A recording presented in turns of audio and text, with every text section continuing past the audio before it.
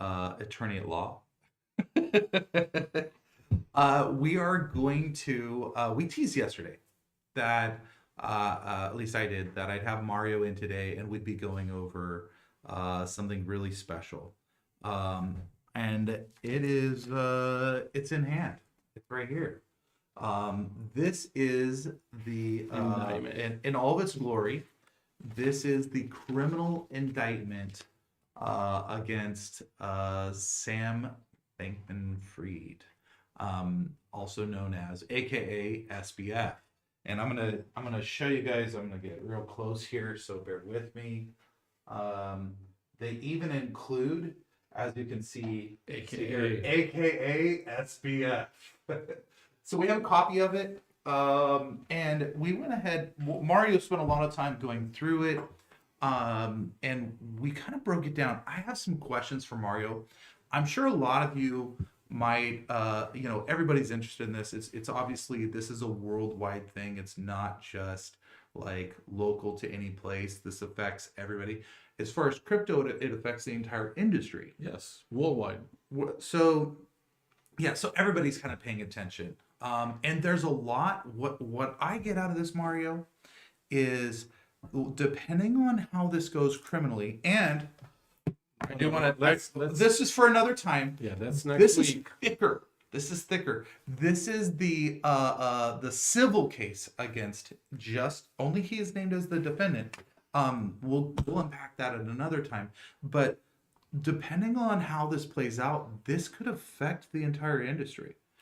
And what really startles me is as we're reviewing this, none of this really had anything to do with crypto. No, that's what I was telling you early. My belief is that crypto is just an instrument. Just like I was. The tool he chose. Yeah, like I told you. Look, Enron chose energy, right? Mm-hmm. And then you have Madoff. He chose investment. Yeah. Stocks. So, yeah. So if you're going to say, "Oh, crypto is bad," then you have to say energy is bad. Stocks are bad. Stock is bad because Madoff is the biggest ever, and he like 50 billion. Yeah, he used. Yeah, he used traditional investments. So there's been some assertions that since SBF chose crypto as his vehicle to defraud people, that crypto is somehow inherently bad and more vulnerable. But energy fraud has been committed since there was beginning of time. Crime. Yeah. Anytime you have a crime, you have to use an instrument. Is guns bad? People say guns are bad, but guns don't hurt nobody unless you put the finger and you squeeze the trigger. Very controversial, but I believe that's true. What about car? DUI kills more people than guns. Is those all the cars back? Should we go back on the horses? Yeah, no, it's kind of a nonsensical statement when you break it down to other instances. Yeah, what this has got to do is he used crypto as an instrument. And to tell the truth, Robert, I'm glad you did that so people can really see that crypto is not bad. It's just an instrument. Yeah. So here's the other thing that was kind of the takeaway. I did write on one of the pages things that weren't mentioned. There's no mention in any of the criminal indictment of Ponzi scheme. A Ponzi scheme. Everyone says, "Oh, crypto is a Ponzi scheme," and FTX, the largest Ponzi scheme, and all the indictments. There's 8 counts in total. Never was it mentioned a Ponzi scheme, and they don't officially mention any names of co-conspirators. They do mention conspiracy to this and conspiracy to that, and from discussions with you, I know that a conspiracy has to involve at least 2 people minimum to commit a conspiracy. So they're saying conspiracy, but they're not mentioning any co-conspirators by name at all. Look, it's very simple. In count 1, okay? Count 1 is conspiracy to commit wire fraud, okay, on customer. So, and then part of the count 1, when they go count 1, you go and you keep reading it, and then you see what it says, Samuel Bankman-Fried, aka SBF, the defendant, and other known and unknown knowingly have devised or intend to devise a scheme. And they say that throughout. No, every and unknown. And what that means to me, is like this. First of all, this here's an indictment. An indictment in federal, okay, people don't understand. Let me ask you, because I had questions about, okay, Correct. what's a grand jury? Before you can get to the indictment, I Mm-hmm. think we need to start there. Is a lot of people have been asking, why did it take the government so long to arrest him? Right? The number one thing, I'm sure you guys are like, hey, why is this guy not arrested? Why isn't there a warrant issued? And there was a long time. We know now he is. Now he's being extradited. Now he's in a Bohemian jail while he's Trying to waiting come here extradition because he's like, no more of this. I don't like these jails.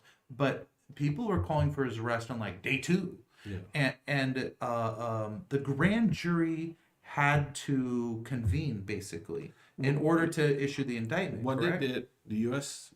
attorney, instead of file a complaint, which if they would have filed a complaint, they could arrest them in the complaint, and then they have a choice to either do what's called a preliminary hearing or go to a grand jury indictment.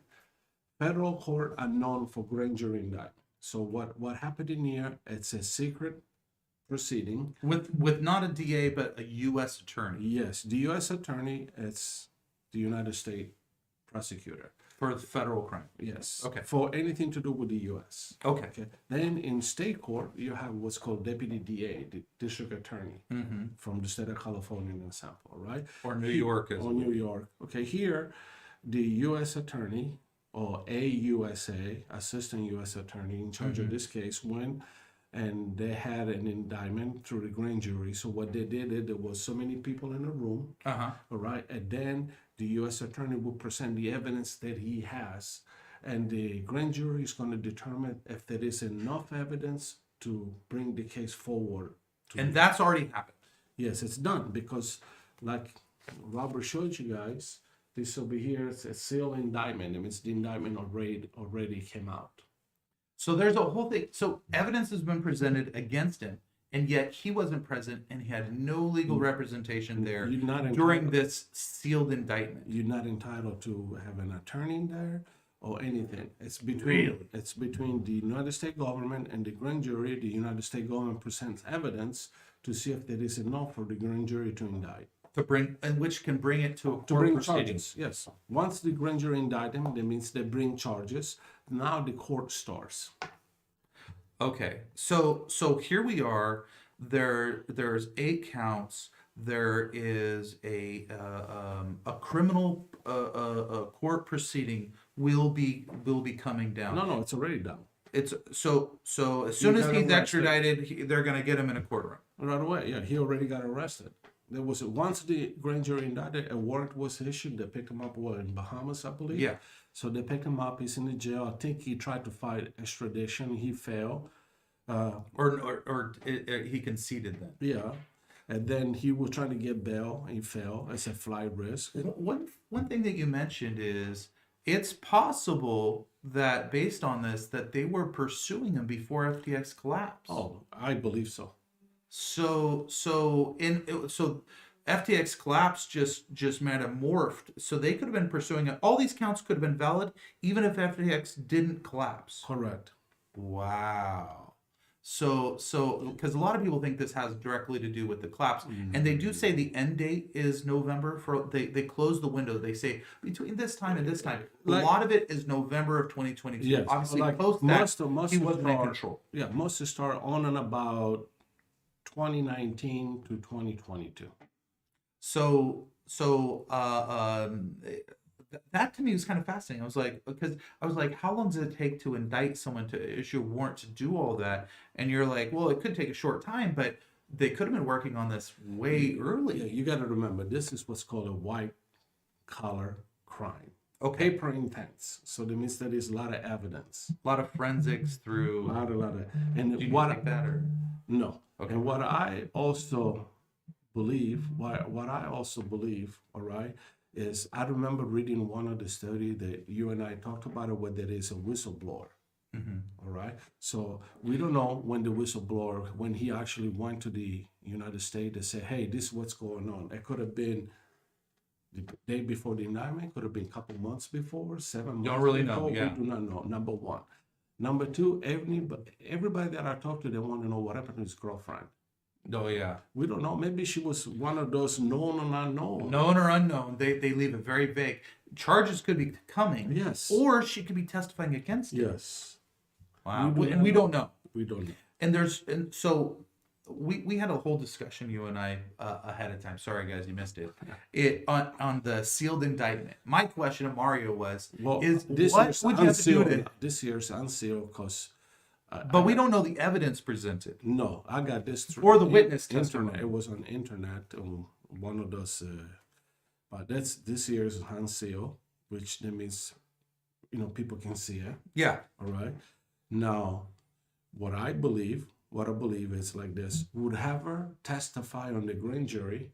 Material witnesses? No. Let's get before we get Oh, there. okay. All right. First of all, it's almost impossible to get a grand jury proceeding like whatever was saying there in the grand jury because it's a secret proceeding. As an attorney, I've done it many times, and most of the time I was not successful in federal court. And when I was successful, it's because I was able to prove on motions that we do it that one of the witness was a material witness. Over here, if the girlfriend was in the grand jury, I believe a good attorney could make an argument and do a motion to get the grand jury transcript released because she could be a material witness. So, and if she is a material witness, now, in some extreme scenario, if a guy presents as a material witness, he could have been a co-conspirator. Correct. And if it turns out person that provided testimony during the grand jury is also a material witness, then there is a chance Yes. you can get what was We said. do what we call in our legal field a bunch of motions, and there is a really good chance you can get it. Yes, because you want to be able to see what if that's a material witness what they said, so we can see if we could impeach him. Past testimony. Oh yeah, to see what he is saying. So right, but what's important right now, what people need to understand is we do not know how long the investigation was going. Okay, number one, we will find out because now the next step, once he hits New York, because this comes out of New York, he's going to go to in front a judge. I don't know if he's going to do another. I know I have not followed the case in detail, so I do not know if he even tried to do a bail motion in the Bahamas and was denied. So I heard he was. but I don't know. I do not know. But let's assume, let me give you an example, okay? I do a lot of federal cases. In my cases, usually criminal cases, okay? Usually I do what's called a bail motion, or what we call it in our field. We do for release, all right? We do the first appearance, we say that, then pretrial service goes and interview the client, making sure he's not a flight risk or danger to society. And then all depends on the judge. You could post property bond, or you could post money, or you can post Collateral, collateral basically, to yeah. get out. Okay. And you have a responsible party, they're in charge of the person. Here, Somebody vouching for them, basically? yes. Oh, wow. Yeah, like listen, let me give you an example. Let's say it could be like your brother. Let's say you get indicted in some kind of case, all right? Your brother will go to court, and they say, yes, I would be responsible to making sure Robert will show up to court. Oh, wow. When they say responsible, do they have to collateralize No, too? Or nothing they, to do. It has they're just on their word. on the word, yeah. Wow. And then what you do is, let's say I'm your brother. So and his parents could say that. Yes, anybody could be a responsible person that says, yes, I will be responsible to make sure this client, the defendant, will go to court. Now, the job of the responsible person is if the guy disappear, call pretrial service, say, hey, I lost contact with Robert, all right? And that's it. That's his job.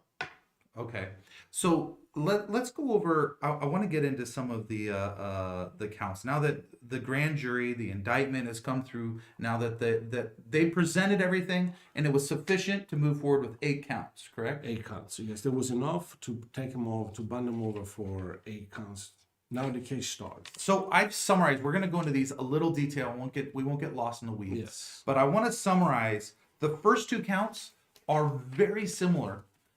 It's like 2 separate instances of what they classified as wire fraud. Those are the wire fraud counts. Yes. I mean, there Right. could be thousands of accounts. Let's say a lot of people invest every day. There could be thousand wire fraud, but they chose two in this case. They cherry picked two wire fraud instances that they think they have sufficient evidence for. On And customers. now those wire fraud instances were specific for the customers, and that's where we get into custodial funds, and you get a little into that stuff because misallocation. So things I put in unnamed others, false pretenses, fraud, wired the money, but technically wired money, but they're not calling it money laundering or anything, just wire fraud.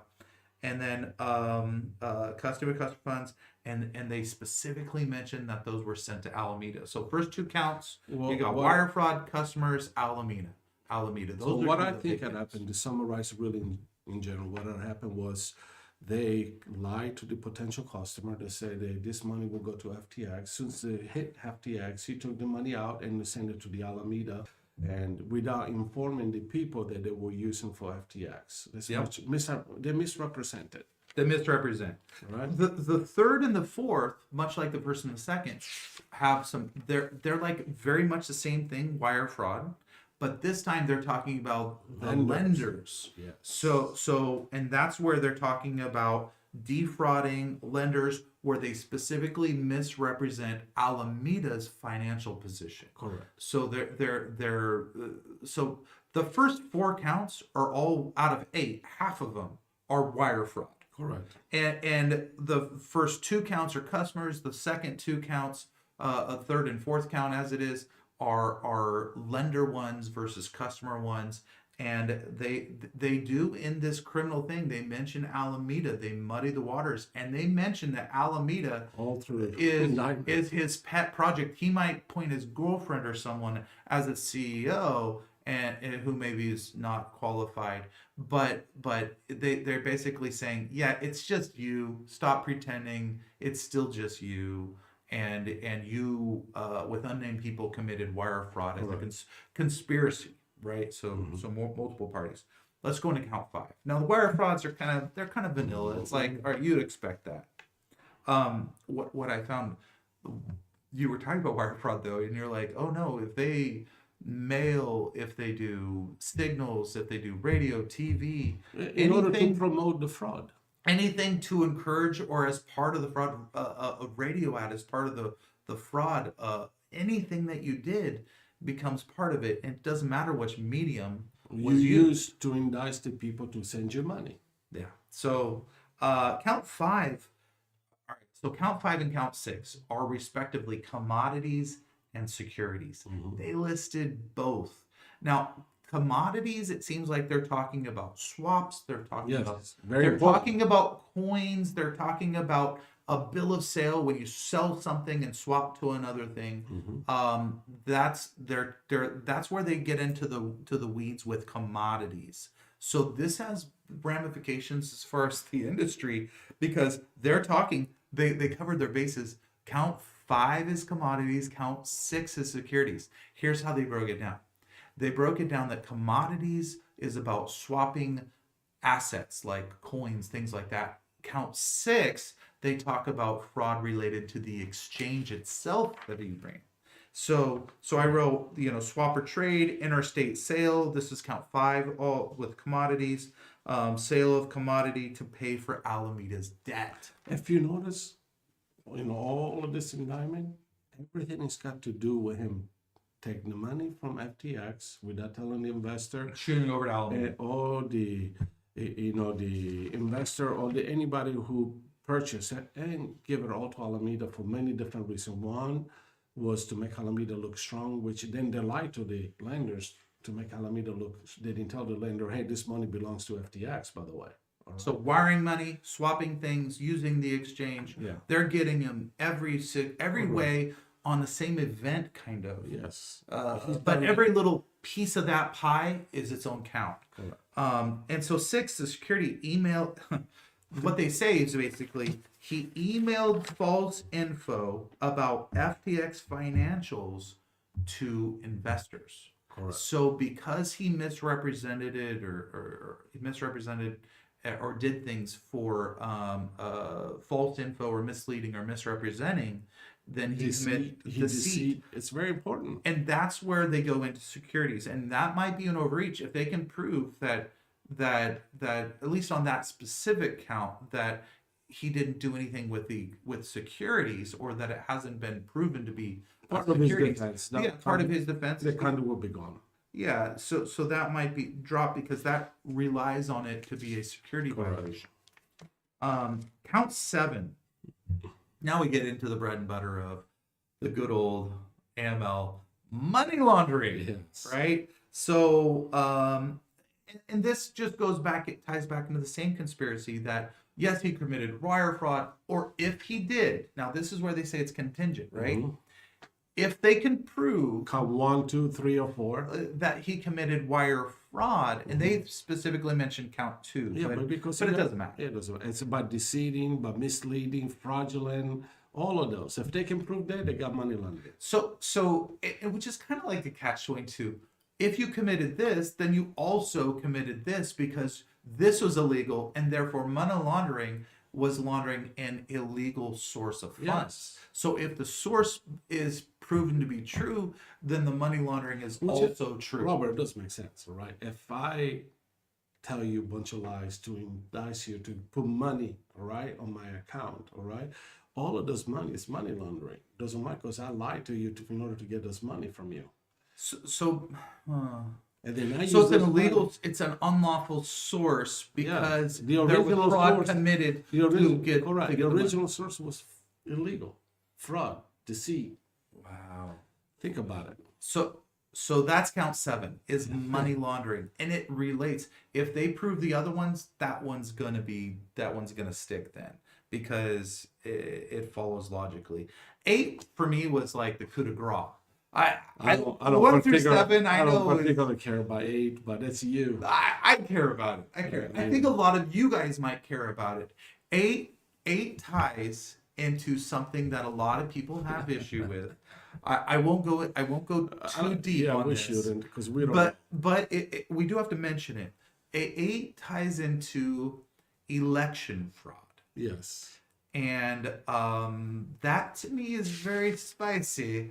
It goes into straight into campaign donations and the fraud committed thereof. I think we should just leave it at that. We don't know. Let me give you an example. We don't know. He could have donated money to both political party. We do not know it. Until you know. What does that mean though? If people, no matter who they are, if they received those illegal funds, do they have to give them back if they were unlawful? Because part of the restitution is that customers have to get their funds back. You have it's not a count, but you have what's called the most important. I think this is the most important part.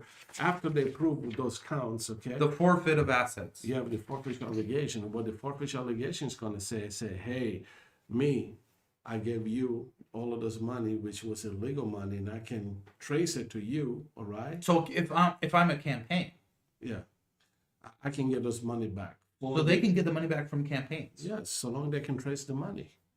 Wow, that could play out very interesting. And they have an obligation to do that. Now, when you say you're the U.S. government, Correct. so you have an obligation to find all the unlawful funds wherever they landed, and see if you can retrieve them. You want to find as more as you can in order to give it back to the poor people who got defrauded. To make those people whole. Yes. And the U.S. government has an obligation to do They so. do that, yes. So no matter whether it's a church donation, campaign donation, If it's commingled, they cannot be proved that this amount came from him. No. unless there's a ledger entry saying there's. Yes. Then yeah. I mean, I think, and our government does a really, really good job. You know, our government does a extremely good job Trying to be fair. Yeah, try to make the victim whole. So I mean that would be. I mean, I'd love if all the victims were made whole. Yes. I don't know if that's going to happen because it seems like they were siphoning out of the gas tank and not replacing it, and then burning it away over here, and so that it's gone on the Alameda side. Yeah, right? I remember seeing an interview. I don't know what channel it was with Samuel, what he would talk about, I did bad me, I did not pay enough, I didn't pay enough attention. I didn't manage it right. No, he did, according to this. That's why, okay, look, people have to understand one thing. This here is just an indictment. Okay, this is what the government said that he did. Now the case has to go forward. It's got to be proven. The first thing I would do if I was his attorney, all right, I would do motion for discovery. Discovery is all the police report. Then you need to dissect for each count. You want to dissect what they have towards that count. Pick holes in it. Everything for a count. You want to see how many winners. You want to know, because we also heard on one of the show that there was a whistleblower, right? They actually showed the guy on TV. I think he was in a restaurant. So it's pretty much known right now. I mean, we know about that guy was a whistleblower. We don't know about the girlfriend, right? Because everything that I read in this indictment's got to do with the company. Alameda, who she was the CEO of. Yeah. But she's not named in there. No, and nobody's talking about Does that mean that they're trying to decide whether she's an ally or a co-conspirator? She could be or one. both? She could be. She could. Maybe the government got on their side and is going to give immunity. Oh, We they can don't do know. that? They can do that Yes. against him? Yes, of course. We don't know what's going on. We don't know what happened to her. Okay, we don't know. She could be one of those in the complaint where they say known or unknown co-conspirator. Okay, They just I want to know leave her out. you told me, and I think you're right, that she's a known conspirator because she's part of Alameda. And we know the name, I don't think Red Rebel says, question for Mario, is Anubit staying between the rails? Meaning, if I can interpret that, Red Yes, Rebel, yes. are we crossing over into SBF territory or anything? Or are we No. staying true north? True North. And I make sure to that because every day I talk to Robert. Every day I pay attention to all the crypto news. I think I spend more time that I haven't done in any cases regarding this crypto, what to do, how to make sure that nobody loses their money, making sure we're in the right path. We are meeting all the time. Okay, we meet time. By the way, I talk to Robert every day. Every day. We also meet with the rest of the team. I try to be here at least once to twice a week. We talk about all of the strategy. Like Robert's going to be talking to you guys about the strategy going to the exchanges. Right? Yeah. But in this morning, prior to do this, we met and I gave him my 2 cents the way we should go. Okay. And I think we're in agreement. My Yes. gut was your gut. yes. Yeah. So but the most important thing is say what's his name. Red Rebel. Yeah, the most important thing that I need for you to understand is that everything that we do for the benefit of everybody. Okay, we look at everybody's interest. That's hard to juggle because sometimes people have their own specific like angle, and I have to go big picture for everybody. I can't go like even in the office here. What you guys don't know is sometimes new information comes up and we got to adjust and make decisions. Like Yes. Tanya's like, no, I want to go for we have the opportunity to go with a really big exchange right out the gate, or go with some smaller exchanges and build momentum. Well, going into it, we're like, yeah, we can get on a big exchange. And then when we're going over the contract details of it, it really is beneficial for us to go to some of the smaller exchanges to get our feet wet first and make sure, because some of the contracts are very unforgiving on Yes. on exchanges. And so we got to make like, okay, even in the office here, we got different opinions on what's beneficial. We got to come to a cool heads have to prevail. Well, we have to do the ultimate goal. Also, what's the best for the company? The company grows, we all grow. Yeah. You guys might not know this, but I've been waiting for a long time for this company to grow because all my time is donated for free, by the way. Yeah, Mario doesn't charge us Nothing. anything for his time whatsoever. He is here. I'm like one As- of you guys. Yeah, I got my son to invest. I got my daughter. He's to all in. invest. I'm like here with you guys. I hope to get as big as Bitcoin. Then I'll be just fine. yeah, and so Mario's only goal is for us the to company. succeed, for the coin to grow, for everyone to grow with us. So when there is a discussion and I come over here, I listen to Robert. I listen to Tanya. Well, I don't have to listen to Omar because I don't understand what he does. That Yeah, his language. don't comprendo, you know. But I listened. Then I said, look, like he was saying, let's go small first. Because see, right now, if you want to run and you trip, and we might never get back, and then we break our legs. Crawl before you walk. We Walk will never before you walk run. again. Yeah. I mean, that's basics. It's 101. Basic. Go small. Making sure if there is any little niche that we need to fix, we'll be able to do it. Smooth it over. Everything, and then we go. So we've been doing to stay in compliance is we do weekly reviews. We stay up to date. I know you have your sources inside Yes. other big things that have been happening Yes. across the crypto space. And for us, it's like it's honestly very easy because we think, okay, well, what's fair and what's right? If you start with a good center of, okay, I got to make sure that we don't, because some things are gray area, right? But what's fair and right? Yeah, look, the reason why I agreed to come over, because I don't like to get on the news in the first place. The reason why I agreed to come over here, because I want people to understand, okay, crypto, it's not bad. Yeah. Crypto was used as an instrument for bad people. Yeah. Doing Okay. bad things. Doing bad things. Now, if crypto was bad, I would be the first to tell you. I would say, hey, it's time to go. You know? Well, But- Mario, one of the first things that we were hesitant to go into crypto, not because of the For technology, a long time. but the technology we love. It was the I think we it have was the the best, space. Yeah, we got the best technology. Yeah, no, but the problem was the players in the space, and we said that, and we entered the sector on pretty much the day Terra Luna collapsed, which Yes. was like a bloody Monday, basically. Robert, I'm glad you said that. And that's what I was trying to tell to, some people skeptical that don't believe. In my own family, they don't believe in crypto. So I purchased for them some crypto so that once we all make it big, I can just do what Robert just did, laugh in their face. Okay. So just to make it clear, all right, it's like crypto, it's, people have to understand crypto, the way we design, the way when everything was bad for crypto, Yeah. and we survived. Everything was bad. Look, FTX.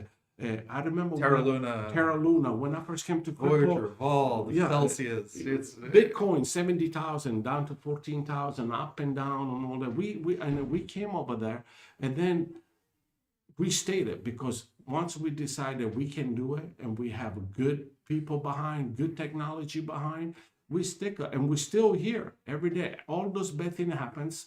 I stay on top of everything. I talk to Robert every day. I send you 7 to 10 article every day in the morning, right?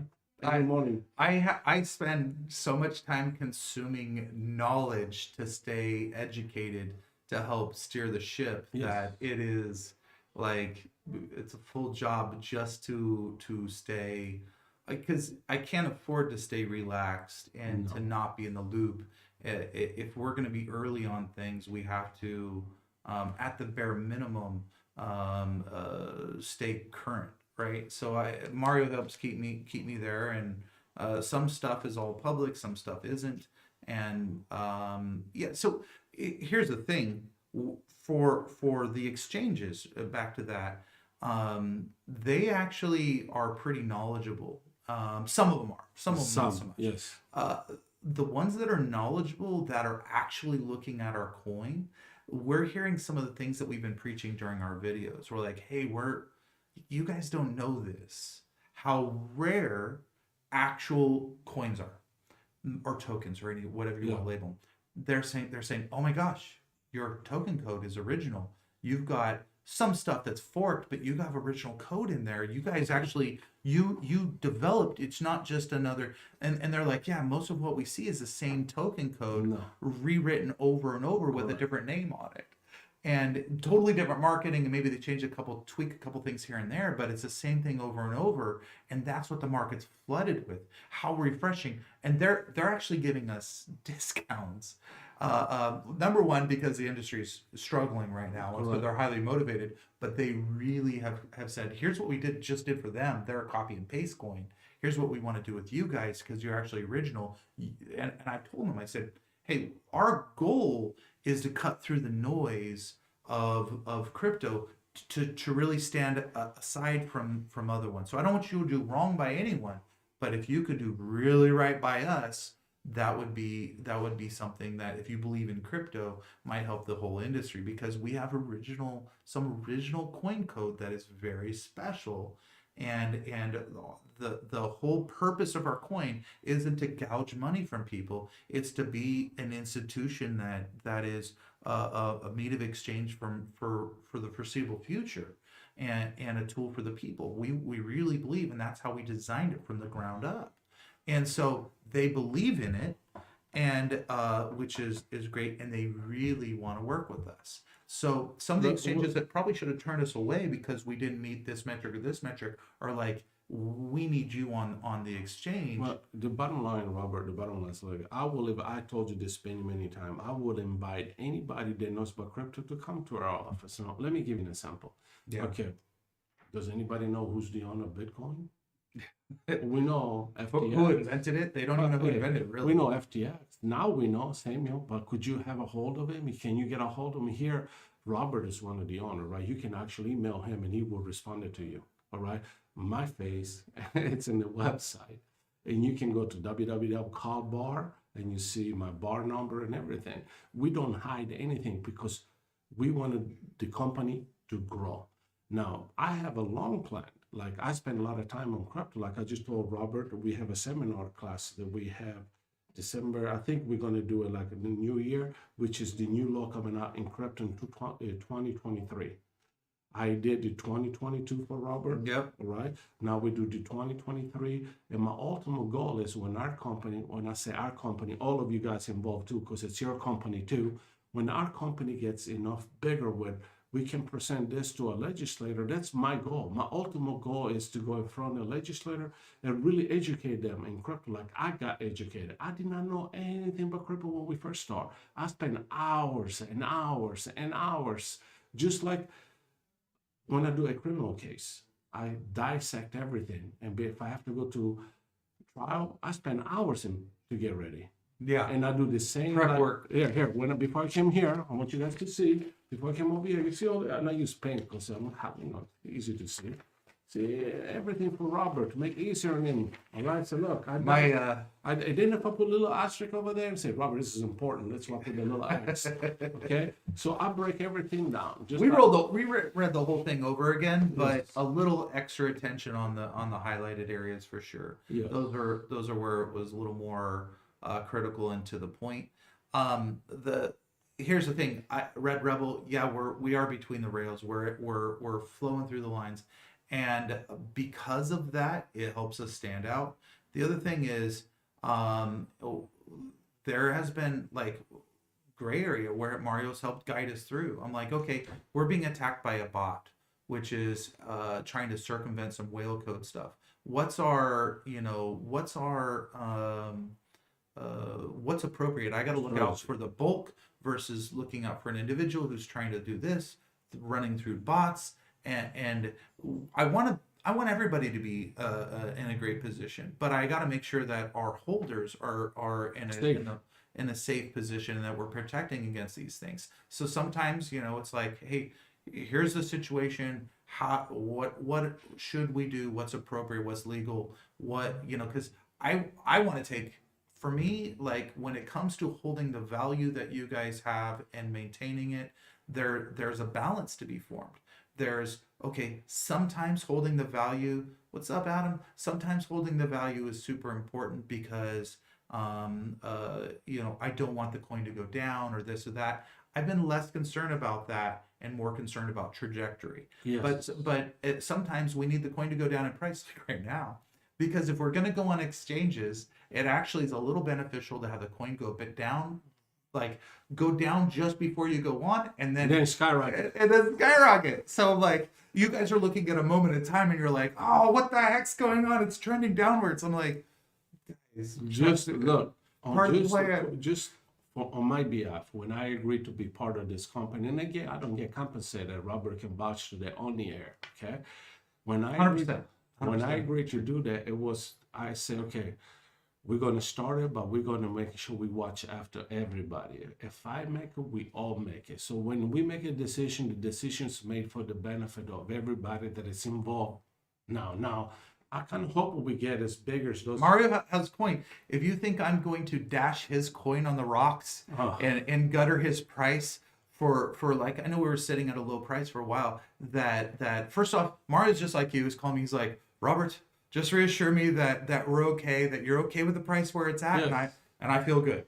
And I'm like, Mario, where the price is right where it needs to be. Don't worry about it. Price, I can tell you that the price going up or down at this moment in time takes very little. It's much more important that the price raise when we reach a big audience, Yes. not a small holder count, not even 1,000, but when we start hitting 10, 20, 500,000 holders, Correct. then the price becomes much more important to pay attention to. Right now, it takes very little, and you guys saw a tease of that.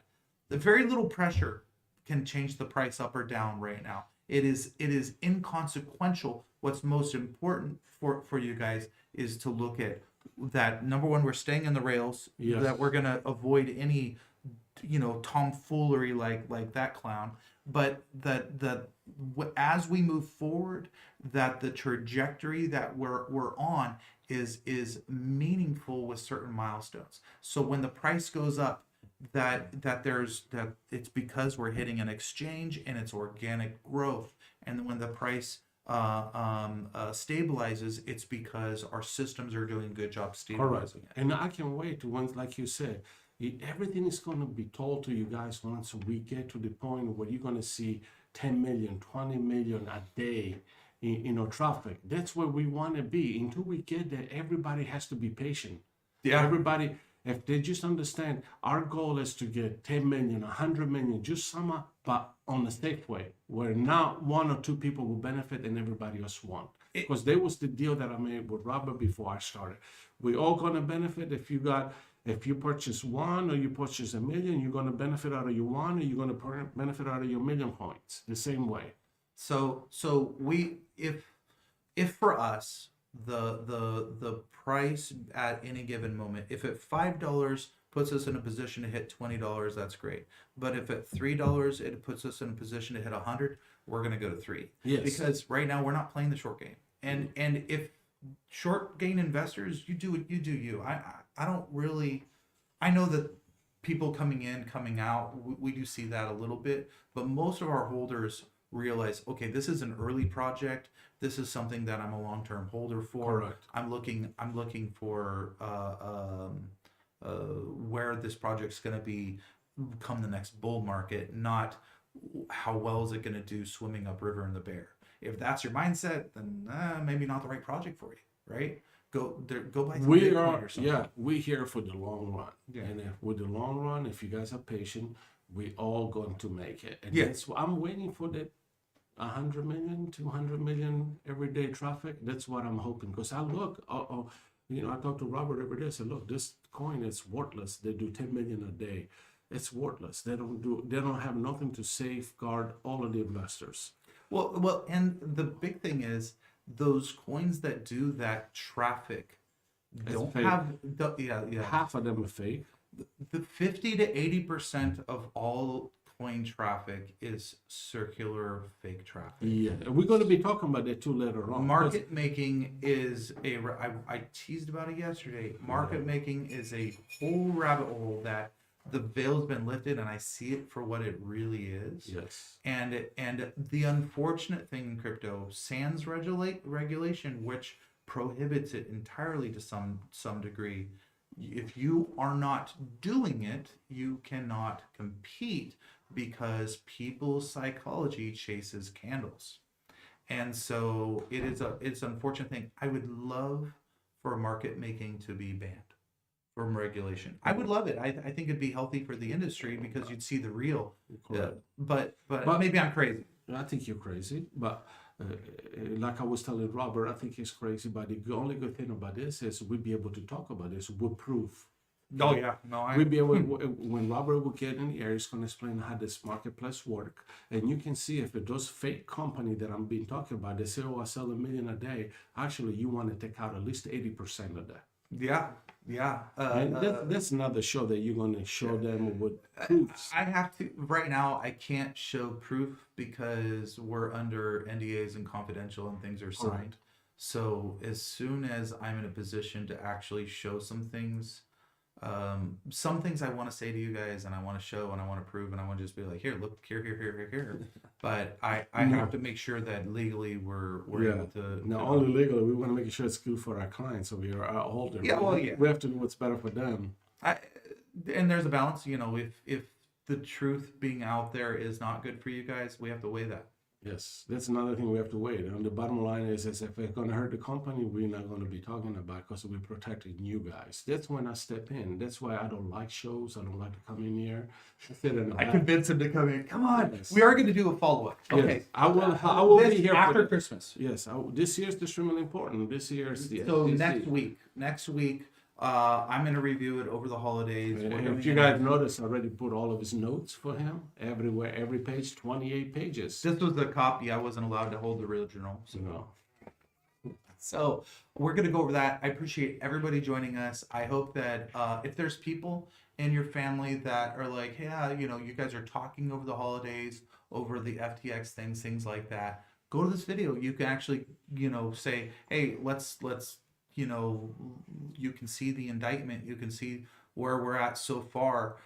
As new information comes out on the court proceeding, things like that, maybe I can convince Mario to sit down with me and do a follow-up on that specifically. Correct. But we will for sure at least do one more, which is on the civil. Now, this isn't an indictment. What is this called? No, this is a civil court. A complaint. This year it's a lawsuit, which the security says they're suing Samuel and they're demanding jury trial right now, you know, a date for the jury and to prove all that. I'm going to show you guys. It is That's complex. That's very complex. This is, let's see if we go over here. SEC, Security Exchange Commission versus Samuel Bankman-Fried. So that is. This is a civil complaint, completely different than me if I was So very much like SEC versus Ripple Labs. Yes, it's the same. If I was Samuel right now, and I had one wish. My wish would be, hey, drop the criminal. Let me just deal with the civil. Yeah. Let me just be broke for a while, not forever. broke and in jail. Yeah. But I obviously that one's going to move forward to some degree unless he pleads out. This year it's going to move forward for sure. The grand jury came. Okay, let me just some really brief.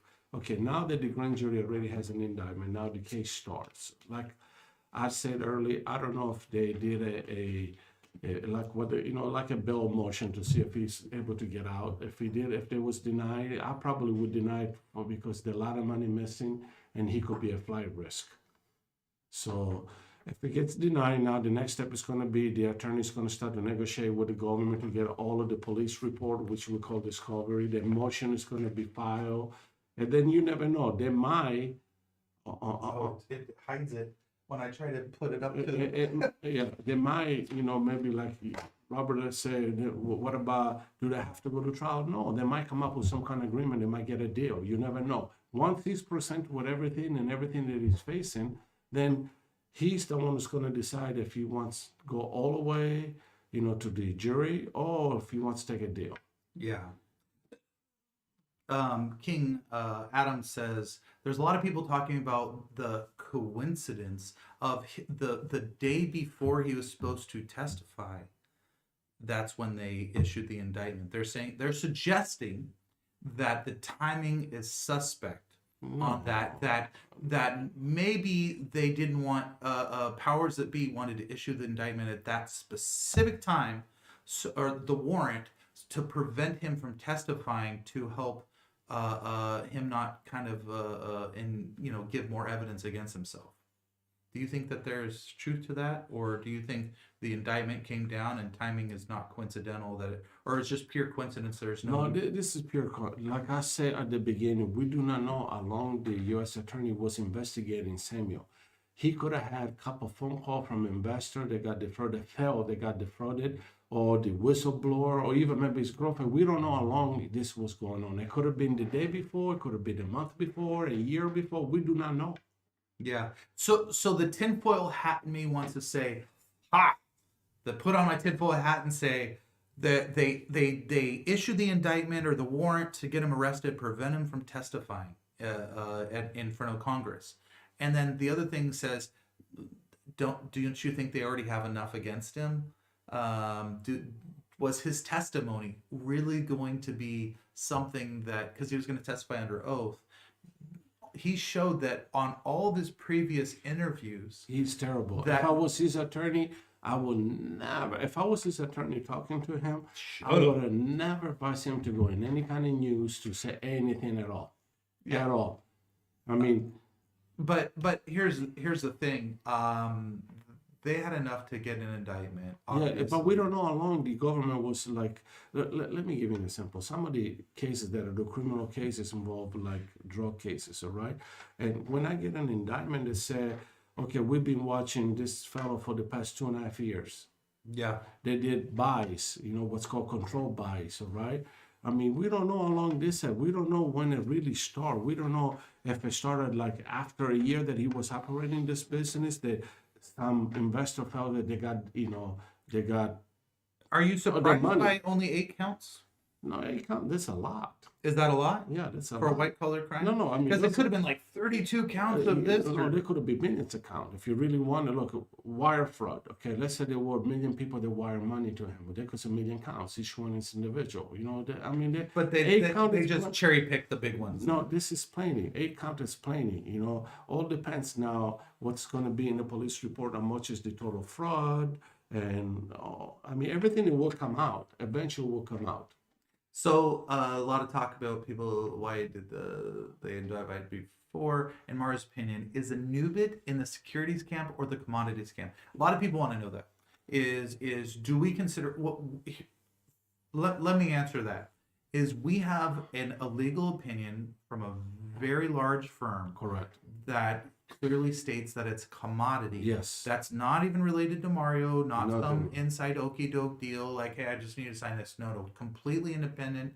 Mario wasn't even involved in. I only approached Correct. the firm to evaluate our token, to evaluate our white paper, evaluate everything about us, and determine whether we passed the Howey test, and to determine whether we were security or whether we were a utility token and considered a commodity. And for our token, they determined that yes, there is real utility, that it is considered a commodity. Correct. It is not considered a security. We when it came to the Howey test, we were clearly in the commodities camp. Correct. And I read it, and I agree with that. You read the legal opinion. And You went agree. through their methodology. And I agree 100%. And that's why I told you earlier, I can't wait. We get bigger and bigger because then I'll be able to go, maybe go to a congressional hearing. Yeah. That's my ultimate goal. I really do want to go to a congressional hearing, present what we do versus what other people do, and then let's bring it down. Let's bring it down. Then we will really see. So, my tinfoil hat, you're in sync with. Here's the thing. I understand there's coincidences, but I also things I've been I'm practiced just kind for many years. I've done many federal cases. No, it's your tinfoil hat. It's a wish.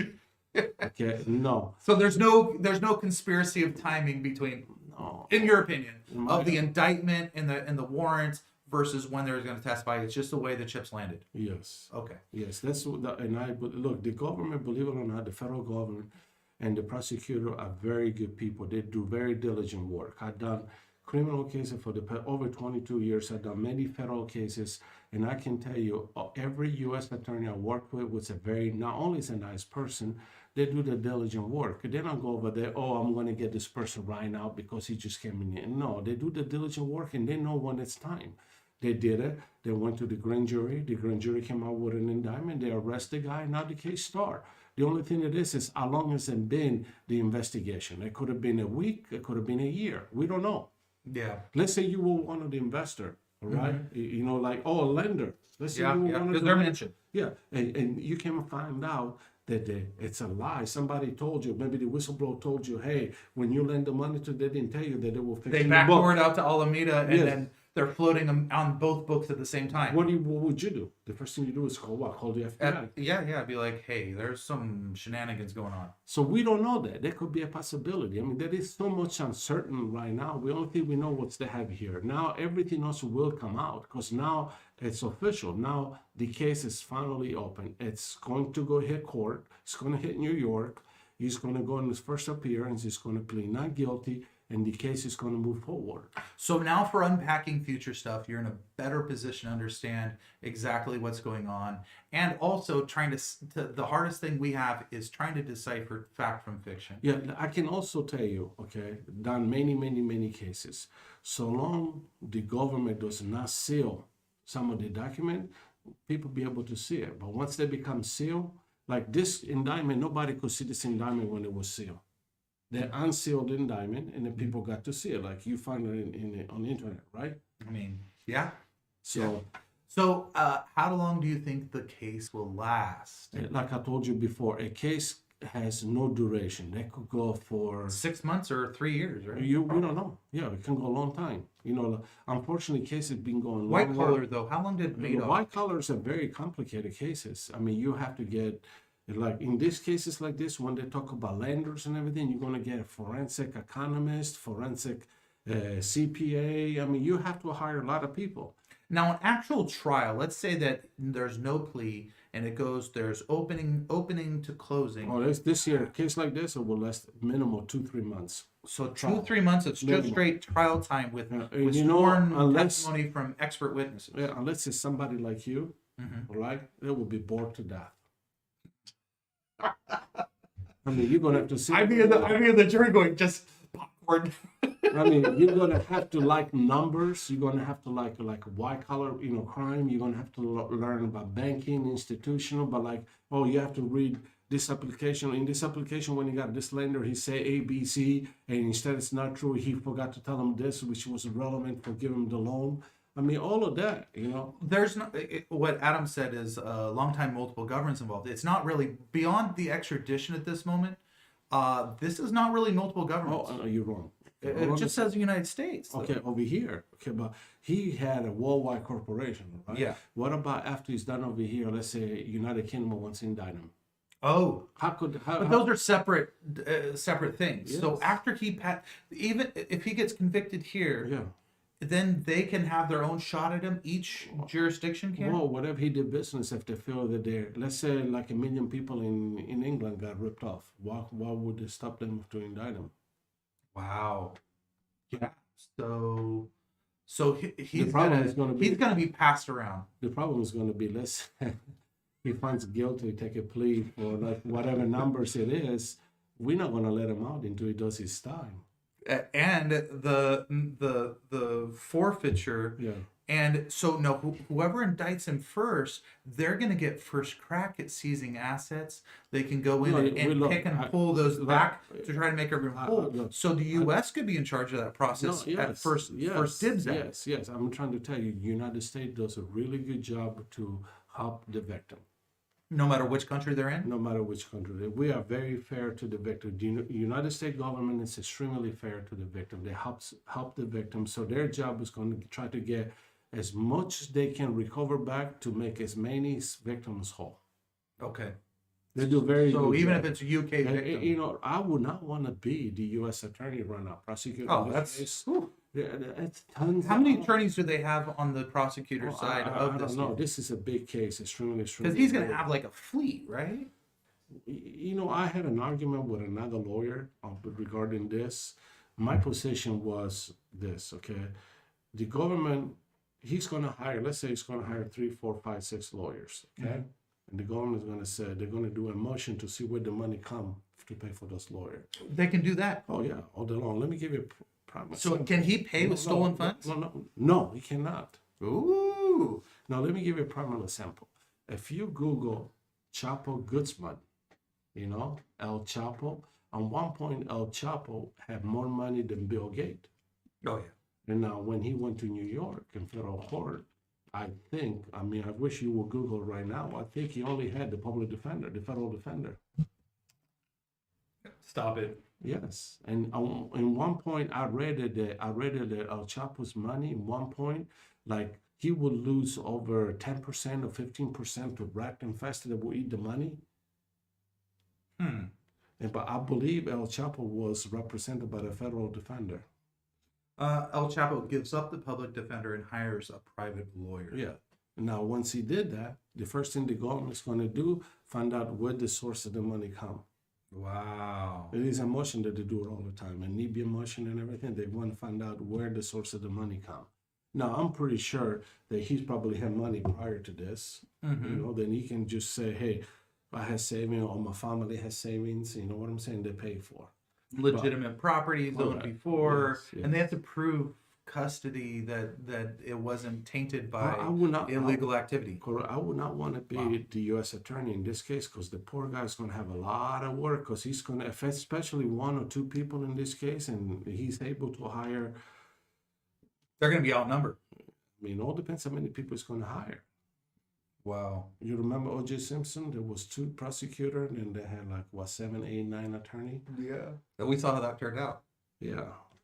So, I mean, I've done a lot of trials. I've done a lot of federal cases, and I know how much work I put it in this. You blew my mind. We got to go, but you blew my mind. You said that most attorneys never see the inside of a courtroom. Really. Yeah, so unless you are like a criminal lawyer, most of the civil lawyer, they settle. They settle the case. Let's say you get in a car wreck, you talk with the insurance company, you settle. You really don't go to trial. I mean, I consider myself a trial lawyer. The other attorney in my office is also a trial lawyer. So we've done trials in federal and in state. Jan that I work with, he does a lot of, we do a lot of trials, and so is another attorney that I work with. So I do criminal matters. You're not afraid of the courtroom. No, I was in court today with like 5 different appearances. It doesn't mean I'm in trial, right? But it's part of the procedure. I'm in court, talk to the judge, try to get a deal from the DA. Then I have a clients which they come to me and say, "Mr. DeSalvo, I don't want no deal. I didn't do anything wrong," and that's the way it is. The client. That's why when they hire a lawyer, I had. The other day, a client came to my office and they said, "Well, I want your opinion. What do you think is going to happen?" Like in this case, you want to hire me and you're going to ask me, "What do you think is going to happen?" And anybody that tells you different will be lying, because you don't know what's in the police report. Yeah, you don't know yet. When the case comes to my office, okay, I appreciate everything you told me. The first thing I tell you, all right, please make sure you tell me the whole truth. All right. Don't come to me and say, "Oh, I'm a liar," because then I will never put you on the stand. As an attorney, I have ethics. I would not put you on the stand. Okay. You tell me the whole truth, and then I'm going to say thank you. But even then, it don't mean nothing to me, because I have to prove or disprove what's in the police report, because it's written now. Yeah. So, his claims 100,000. Who knows? I mean, it's possible, but personally, I doubt it. I think he has access to deeper pockets than just 6 figures. Thank you, Mario, for coming from Red Rebel.